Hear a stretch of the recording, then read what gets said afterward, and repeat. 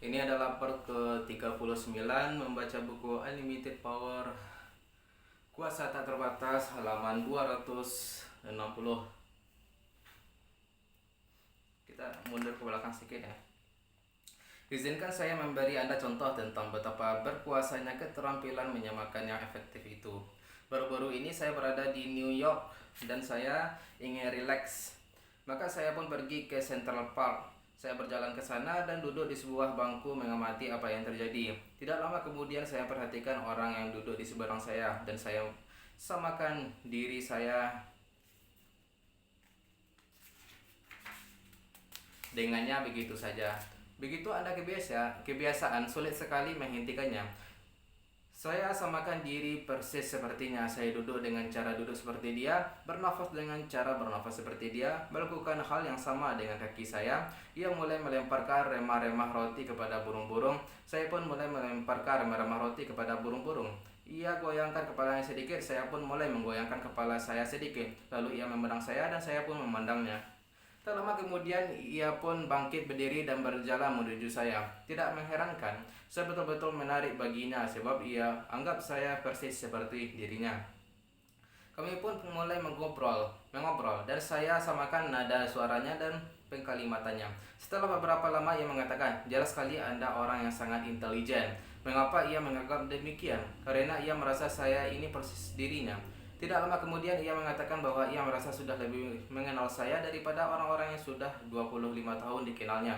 Dan tidak lama kemudian setelah itu ia menawarkan pekerjaan kepada saya. Saya tahu bahwa ada orang kepada siapa saya berbicara. Seorang menyamakan ini menjadi sangat tegang dan mengatakan bahwa itu tidak alami dan manipulatif. Tetapi anggapan bahwa ini tidak alami sesungguhnya menggelikan. Setiap kali Anda bersimpati kepada dengan seseorang adalah alami kalau Anda mulai menyamakan diri dengannya dalam fisiologi, nada, dan sebagainya. Setiap kali saya mengajar seminar, biasanya seseorang yang hadir tegang soal menyamakan ini. Saya hanya mengemukakan bahwa kalau saja ia mau menengok kepada orang di sebelahnya, ia akan memperhatikan bahwa ternyata cara duduk mereka sama. Mereka sama-sama melipat kaki, kepala mereka dimiringkan dengan sudut yang sama dan sebagainya. Pasti mereka saling menyamakan diri terhadap satu sama lain karena mereka telah mengembangkan simpati dalam waktu beberapa hari. Lalu saya tanyakan yang seseorang, bagaimana perasaannya tentang orang di sebelahnya itu, dan ia menjawab sangat baik atau dekat. Lalu saya minta orang yang di sebelahnya itu mengubah fisiologinya dan duduk dengan postur yang sama sekali berbeda. Ketika saya tanyakan kepada orang yang pertama bagaimana perasaannya tentang orang yang di sebelahnya itu sekarang, jawabannya adalah tidak sedekat tadi, atau jauh, atau tidak lagi pasti. Jadi menyamakan diri adalah proses alami meraih simpati. Anda sudah melakukan di bawah sadar. Dalam bab ini kita pelajari apa yang kita lakukan resep-resep meraih simpati sehingga kita bisa menciptakan hasil itu kapanpun kita mau, dengan siapapun, bahkan orang yang belum kita kenal sekalipun. Sementara orang menyamakan diri dianggap sebagai manipulatif. Cobalah katakan yang manakah yang membutuhkan upaya sadar lebih besar, berbicara dengan kecepatan dan nada normal Anda, atau betul-betul mencari tahu bagaimana lawan bicara Anda berkomunikasi paling baik atau memasuki dunianya. Dan ingatlah bahwa sementara Anda menyamakan diri dengan seseorang, Anda betul-betul mengalami bagaimana perasaannya. Seandainya niat Anda memang manipulasi seseorang, begitu Anda mulai menyamakan diri, Anda malah mulai merasa lebih seperti dirinya. Jadi pertanyaannya menjadi, apakah Anda mau memanipulasi diri sendiri? Anda bukanlah meninggalkan identitas Anda ketika Anda menyamakan diri dengan seseorang. Anda bukanlah orang yang secara eksklusif hanya visual, hanya auditori, dan hanya kinestetik. Seharusnya kita semua berusaha fleksibel. Menyamakan diri hanyalah menciptakan kesamaan fisiologi yang menggarisbawahi kemanusiaan kita. Ketika menyamakan diri dengan seseorang, saya bisa memetik manfaat dari perasaan dan pengalaman serta pikirannya. Itulah pelajaran yang paling ampuh yang indah, dan memberdayakan tentang bagaimana caranya berbagi dunia dengan sesama manusia. Sukses kebudayaan yang sangat besar adalah berkat simpati massa. Pemimpin yang paling efektif sangat kuat dalam ketiga sistem representasi itu. Kita cenderung mempercayai orang yang menarik kita pada ketiga tingkatan tersebut dan yang memancarkan kesesuaian seluruh bagian kepribadiannya menyampaikan hal yang sama. Renungkanlah pemilihan umum presiden yang sebelumnya. Apakah menurut Anda Ronald Reagan itu untuk orang seusianya menarik secara visual? Apakah ia mempunyai nada suara dan cara bicara yang menarik? Bisakah ia menggugah Anda secara emosional dengan perasaan-perasaan patriotisme dan kemungkinan kebanyakan orang bahkan yang tidak setuju dengan kebijakan-kebijakannya pun akan menjawab ya.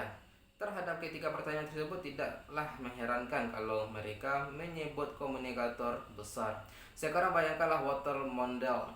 Apakah ia seorang pria yang menarik secara visual? Ketika saya tanyakan ini di seminar-seminar, sudah untung kalau 20% saja yang menjawab ya. Apakah ia mempunyai nada suara atau cara bicara yang menarik? Bahkan lebih sedikit lagi jawaban ya yang saya dapatkan. Bahkan mereka yang setuju dengan segala yang diucapkan model pun jarang mengiyakan pertanyaan saya itu.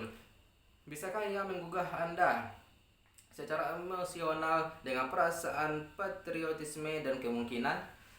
Biasanya jawaban yang saya dapatkan malah tertawaan. Itulah salah satu kegagalan terbesar Mondale. Jadi apakah mengherankan kalau Reagan menang mutlak? Renungkanlah apa yang terjadi kepada Gerhard. Ia lumayan menarik pada ketiga tingkatan tersebut. Mondale mempunyai uang lebih banyak dan pernah di Gedung Putih, jadi tampaknya ia merupakan pilihan logis. Tetapi Hart-lah yang unggul, tetapi hanya untuk sementara waktu. Apa yang terjadi? Pertama-tama Hart tidak sesuai. Ketika orang menanyakan kepadanya mengapa ia mengubah namanya, katanya itu tidak penting, tetapi bahasa tubuh dan nada suaranya mengatakan lain. Seharusnya ia bisa berdiri di hadapan pers dan mengatakan, betul, saya mengubah nama saya. Tetapi saya melakukannya agar Anda tidak menilai saya dari nama saya, melainkan kualitas hasil kerja saya. Ternyata ia malah plan-plan. Lalu ia harus didesak untuk membahas ide-ide barunya, dan ketika toh ia membahasnya, banyak orang merasa bahwa bahasannya tidaklah berbobot, hanya bluff, omong kosong. Bagaimana dengan Geraldine Ferraro? Apakah menurut Anda dia itu wanita yang menarik secara visual? Kira-kira 60% orang yang saya wawancari mengiyakannya. Apakah menurut Anda nada suaranya menarik? Disinilah Ferraro kalah besar. Antara 80 hingga 90% yang saya wawancari mengatakan bahwa suaranya bukan saja tidak menarik, melainkan malah menjengkelkan, kecuali bagi orang-orang dari New York City. Dan hanya 10% yang mengatakan bahwa ia bisa menggugah mereka secara emosional. Bisa Anda bayangkan betapa sulitnya Anda menjadi populer seandainya pun Anda mempunyai ide-ide terhebat di dunia kalau orang jengkel setiap kali Anda buka mulut. Fakta bahwanya ia seorang wanita dan satu partai dengan Mondale tidaklah membantu Nona Ferraro di mata orang, tetapi belum tentu itu alasan utama ia tidak didukung. Nada suaranya, ketidakmampuannya menggugah orang secara emosional, dan akhirnya ketidaksesuaiannya itulah yang menjadikannya kalah. Banyak persoalan muncul di mana tampaknya ia menyampaikan pesan-pesan yang campur aduk tentang aborsi, serangan nuklir pertama, keuangan suaminya, dan sebagainya. Keterampilan komunikasi pribadi calon-calon dari Partai Demokrat itu saja sudah menjadikan kekalahan mereka pasti. Sekarang renungkanlah sukses kebudayaan besar seperti Brussels, Springsteen, konser-konser selalu penuh dan ia tawarkan segalanya bagi mata maupun telinga. Secara visual menarik, ia berbicara dengan pendengarannya dengan suara yang penuh perasaan dan ia kembangkan simpati yang luar biasa. Ia tampil sepenuhnya sesuai. Renungkanlah presiden dari sejarah modern yang menonjol dalam benak Anda sebagai presiden yang berkuasa, karismatik, mampu menghasilkan perbedaan. Apakah Anda membayangkan John F. Kennedy? 95% orang yang saya wawancari mengiyakannya. Mengapa? Ya, banyak sih alasannya, tetapi marilah kita telaah beberapa di antaranya. Apakah Anda merasa Kennedy itu seorang pria yang menarik secara visual? Tentu, saya jarang menemukan seseorang yang menganggapnya tidak menarik. Bagaimana dari sudut pandang auditori, 90% orang yang saya wawancari sependapat bahwa ia juga menarik dalam hal ini. Bisakah ia menggugah Anda secara emosional dengan pernyataan-pernyataan seperti, janganlah menanyakan apa yang bisa diperbuat negara bagi Anda, tanyakanlah apa yang bisa Anda perbuat bagi negara. Ia alih menggunakan komunikasi untuk mempengaruhi orang. Apakah ia sesuai? Pasti Khrushchev menganggapnya demikian. Krisis rudal Kuba merupakan ujian kesesuaian antara Kennedy dengan Khrushchev. Mereka sama-sama memandangi satu sama lain berhadapan-hadapan dan seperti dikatakan seorang penulis, Khrushchev Khrushchev berkedip. Studi-studi terhadap orang-orang sukses telah berulang-ulang menunjukkan bahwa mereka sangat berbakat meraih simpati. Mereka yang fleksibel dan menarik dalam ketiga cara itu bisa mempengaruhi banyak orang, entah sebagai guru, pengusaha, atau pemimpin dunia.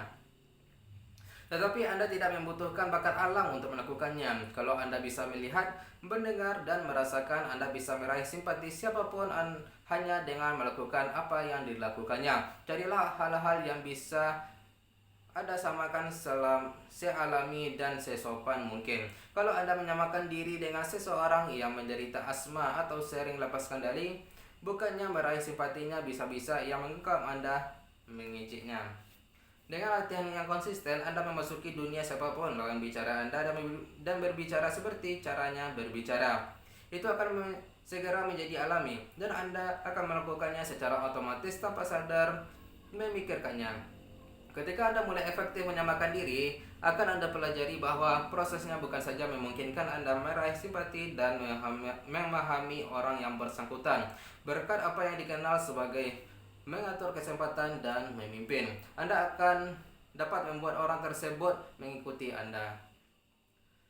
Tidak menjadi soal seberapa beda Anda berdua, tetapi menjadi soal bagaimana Anda berjumpa dengannya. Kalau Anda bisa meraih cukup simpati, tidak lama kemudian Anda bisa mengubah pikirannya sehingga mulai cocok dengan perilaku Anda. Izinkan saya memberi contoh. Beberapa tahun yang lalu, bisnis nutrisi saya mulai mengembangkan hubungan dengan seorang dokter yang sangat berkuasa di Beverly Hills. Kami keliru ketika itu. Ia menginginkan keputusan yang segera tentang suatu usulan. Tetapi saya sedang di luar kota dan hanya saya seoranglah yang bisa mengambil keputusan tersebut. Ia tidak senang harus menunggu seseorang yang semuda saya, baru 21 tahun ketika itu, dan ia sudah berada dalam kondisi yang sangat menentang ketika akhirnya saya menjumpainya. Saya temukan dia di kantornya dengan posisi yang sangat kaku, otot-ototnya tegang. Saya duduk di kursi di depannya dengan postur persis sama dan mulai menyamakan diri dengan irama nafasnya. Ia bicara cepat, maka saya pun bicara cepat. Ia mempunyai gerak-gerik yang lain daripada yang lain, melambaikan lengannya membentuk lingkaran. Saya pun melakukannya. Terlepas dari keadaan buruk dalam perjumpaan tersebut, kami ternyata mulai akur. Mengapa? Sebab dengan menyamakan diri dengannya, saya berhasil meraih simpatinya. Tak lama kemudian saya mulai melihat bahwa saya bisa memimpinnya. Pertama saya lambatkan kecepatan bicara saya. Ia pun melambatkan kecepatan bicaranya. Lalu saya bersandar di kursi saya, ia pun bersandar. Pada mulanya sayalah yang menyamakan diri dengannya, tetapi sementara simpatinya berkembang, saya mampu memimpinnya untuk menyamakan diri dengan saya. Lalu ia mengajak saya makan siang dan kami akhirnya makan bersama dengan suasana yang sangat bersahabat. Seolah-olah kami ini sahabat lama, padahal ia benci sekali ketika saya baru masuk.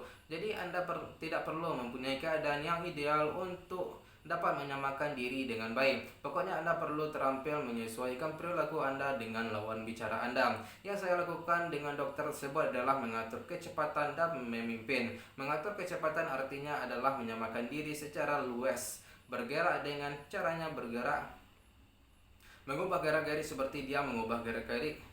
Begitu Anda terampil menyamakan diri dengan seseorang, Anda bisa mengubah fisiologi Anda dan perilaku Anda hampir-hampir secara naluriah sebagai mana orang itu berubah. Simpati bukanlah status. Simpati bukanlah sesuatu yang tetap stabil setelah diraih. Simpati adalah proses yang dinamis, berubah-ubah dan fleksibel. Sama seperti halnya kunci menjalin hubungan yang betul-betul langgeng adalah kemampuan berubah dan menyesuaikan diri dengan apa yang dialami seseorang. Kunci mengatur kecepatan adalah kemampuan yang untuk secara luas dan akurat mengganti personeling ketika seseorang mengganti personeling. Memimpin langsung menyusul setelah mengatur kecepatan, sementara Anda meraih simpati seseorang. Anda ciptakan suatu hubungan yang hampir-hampir dapat dirasakan. Memimpin itu sama alaminya seperti mengatur kecepatan. Anda capai suatu titik di mana Anda mulai menginisiatifkan perubahan daripada sekedar menyamakan diri dengannya. Titik di mana Anda telah mengembangkan simpati demikian besar sehingga ketika Anda berubah, ia pun secara di bawah sadar akan mengikuti Anda. Mungkin Anda pernah mengalami keluar malam bersama teman-teman ketika Anda sebetulnya tidak lelah sama sekali. Tetapi Anda demikian bersimpati sehingga ketika mereka menguap, Anda pun menguap. Pramuniaga terbaik pun melakukan hal yang sama. Mereka memasuki dunia calon kliennya, meraih simpatinya, lalu menggunakan simpati tersebut untuk memimpin. Pertanyaan yang sudah jelas akan muncul ketika kita membicarakan simpati seperti ini. Bagaimana kalau orang itu marah? Apakah Anda ikut-ikutan marah? Jelas itu merupakan salah satu pilihannya. Tetapi dalam bab berikutnya akan kita bicarakan bagaimana kita bisa mematahkan pola seseorang, entah itu marah atau frustasi, dan bagaimana caranya melakukan itu dengan cepat. Mungkin paling baik adalah mematahkan polanya daripada ikut-ikutan marah. Terkadang dengan ikutan-ikutan marah Anda bisa memasuki dunianya demikian kuatnya sehingga ketika Anda mulai rileks, ia pun mulai rileks. Ingatlah, simpati tidaklah sekedar berarti Anda tersenyum. Simpati artinya sikap tanggap. Orang-orang jalanan umpamanya terkadang perlu ikut-ikutan marah. Sesekali Anda mungkin perlu sama tegasnya dengan komunikasi Anda kepada seseorang, karena tantangannya kepada Anda adalah salah satu dari banyak cara penghormatan itu dikembangkan dalam kebudayaan kita ini. Berikut adalah eksperimen lainnya. Libatkanlah seseorang dalam percakapan. Samakan diri dengan posturnya, suaranya, dan pernafasannya. Setelah beberapa lama, ubahlah postur atau nada suara Anda secara bertahap. Apakah ia mengikuti Anda? Setelah beberapa menit, kalau tidak, kembalilah. So, kita akan sambung halaman 269. Sekian. Bye-bye.